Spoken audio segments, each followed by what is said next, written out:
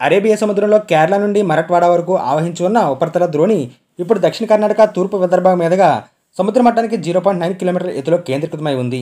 దీనికి తోడు మరో 3 రోజుల్లో అంటే మే 19న అండమాన్ నికోబార్ దీవుల్లోకి నైరుతి రుతుపవనాలు ప్రవేశించనున్నాయి. ఏపీ యానంలోని దిగువ ట్రోపో ఆవరణలో నైరుతి గాలులు వీస్తున్నాయి. ఫలితంగా రానున్న 2 రోజుల్లో ఏపీలో మోస్తారు నుంచి భారీ వర్షాలు పడనున్నాయి. వాతావరణంలో వచ్చిన మార్పులతో ఇవాళ రాష్ట్రంలోని చాలా ప్రాంతాల్లో ఆకాశం మేఘావృతమై కనిపిస్తుంది.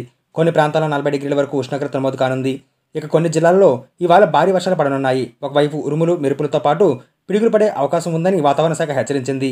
ఇవాళ పార్వతీపురం, మన్యం, కాకినాడ, తూర్పుగోదావరి, కోనసీమ, బాపట్ల, అనకాపల్లి, అల్లూరు సీతారామరాజు, పశ్చిమ గోదావరి, గుంటూరు, కృష్ణా, ఎన్టీఆర్, పల్నాడు, ఏలూరు జిల్లాల్లో పిడుగులతో పాటు తేలికపాటి వర్షాలు కురవనున్నాయి.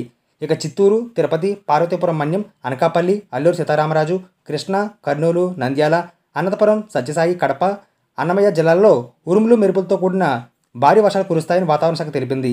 రేపు అనగా శుక్రవారం మాత్రం చిత్తూరు, తిరుపతి, కడప, అనంతపురం, ప్రకాశం, సత్యసాయి, నెల్లూరు, కర్నూలు, నంద్యాల జిల్లాల్లో భారీ వర్షాలు పడవచ్చని తెలిపింది.